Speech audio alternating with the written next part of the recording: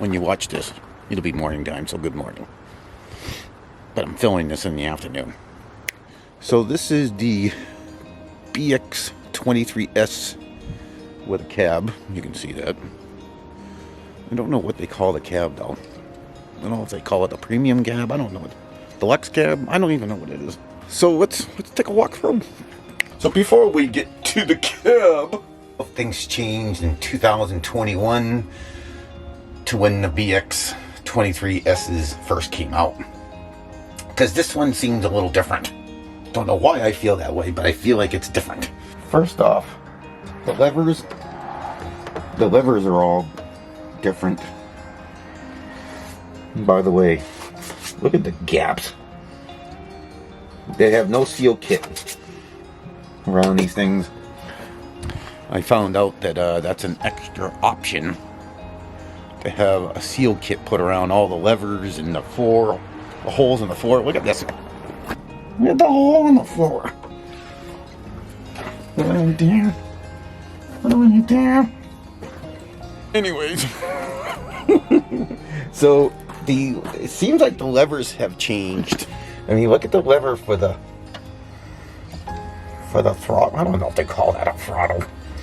But this thing is extremely easy to move. One little finger, very easy.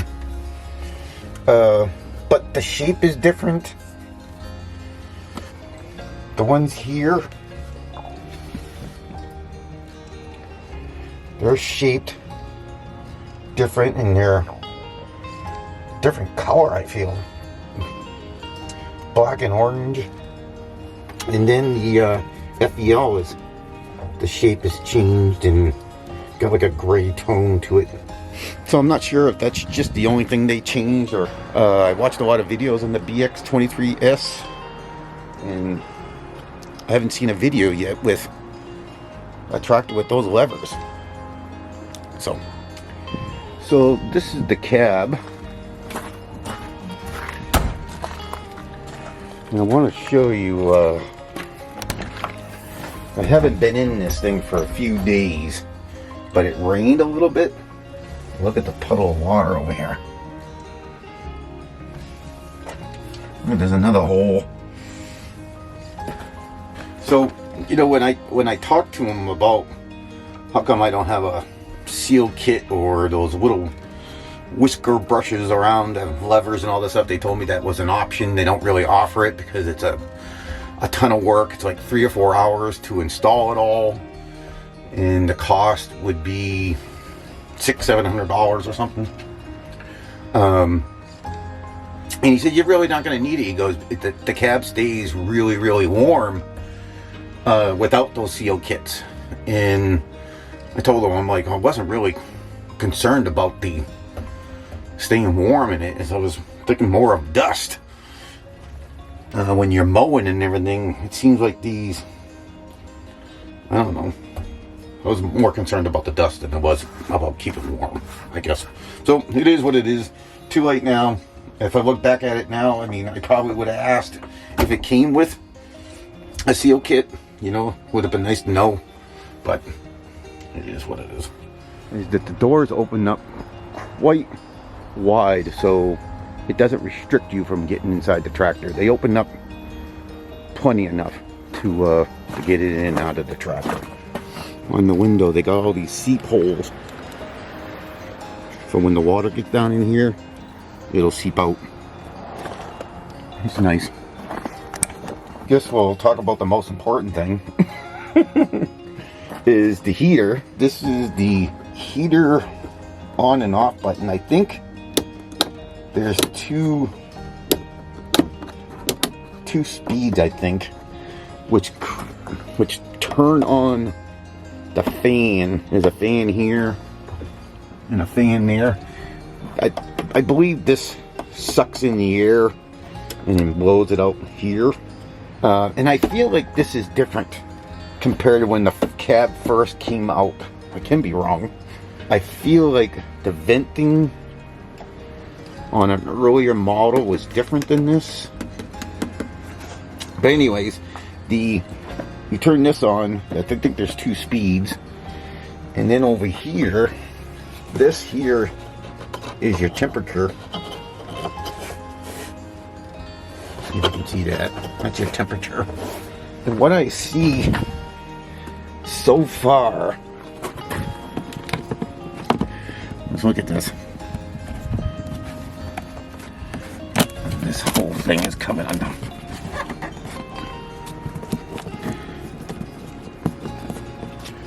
Look at it, the whole seal kit's coming undone.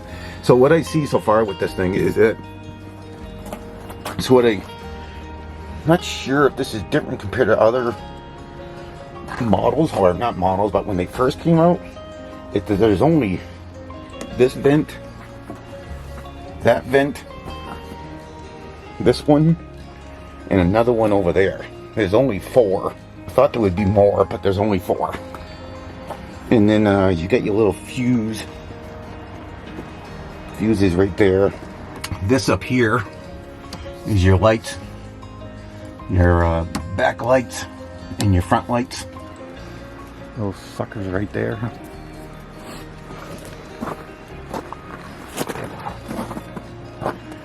And they work pretty good. And you got these little doors that you can you can reach your hand. You can reach your hand through here to get to your FEL little bracket things, to unlock your FEL bracket things. So there's one on this side and one on that side. This is a little toolbox thing that they put on here, but look at this. The cab hits here, so you have to kind of force the door open. Right now I got a pair of channel locks in there and some shear pins, because yep, I already busted a shear pin on the snowblower. Well, the roof pops open, pushes up the back, and it's by pushing those one yellow lever on either side. You just push them and they end up popping the whole roof up. And then the doors, well, the doors have windows on them, which is nice. And then to take the door off, it looks like maybe you press this little button here. Oh, there you go. I got it. So that's how you take the door off. You push this little red pin in, and the thing comes off the door. And then you can just lift your door right off the frame, and so you don't have to have your doors on all summer long. Angel, come here. Good girl. Good girl. Good girl. So this is the back window. This one has the windshield wiper blade on it. This is how you operate it. There's nothing on the dash or anything. You just turn around and press this button. Only 1 speed, I believe. Oh, no, there's 2 speeds. I stand corrected. 2 speeds. So that's how you turn it on, and I'm assuming this red clip here is when you just unclip this. So when you take the door off, not the door, when you take the back glass off here to be able to operate the backhoe. So that seems pretty cool. The front windshield wiper is operated by this little lever right here. This one seems like it only has 1 speed.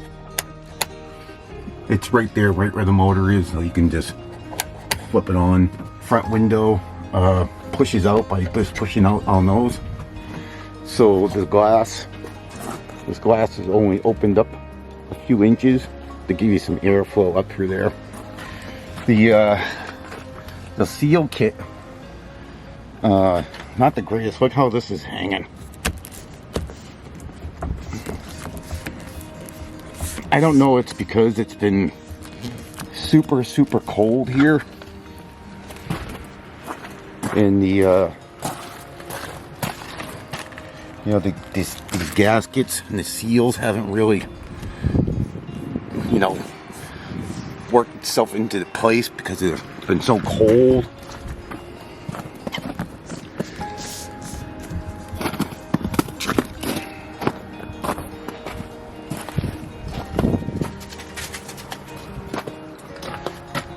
It seems like this gasket here seems to fall off a lot. I'm constantly fixing that. The door ones don't seem to be holding on there very well, but it could be because of the weather, the cold weather. And the other thing too is this whole front piece, I don't know if you'd be able to see it, this whole front, this piece that goes over the whole, this is where your battery is, and like the airflow can go through here. It's like a big screen here. Well, this covers it all up. It's one big piece that's all molded in there, and it looks like it has these finger nuts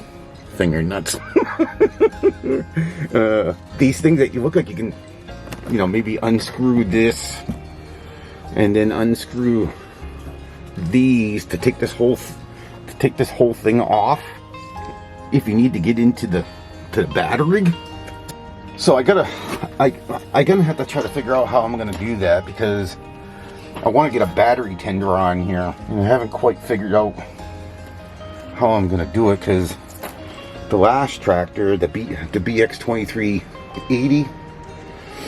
I had it here. I drilled a hole here and I had a little outlet plug so I can plug in my battery tender. It wouldn't work here because this whole piece has to come off, be able to get to the battery. So I'm thinking about maybe running it out. See the water inside the gasket? See all the water in there?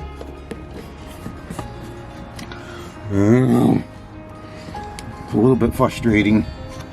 But anyways, I can always run that battery tender out here, maybe down underneath this, and have it hanging down here by the pedal or something.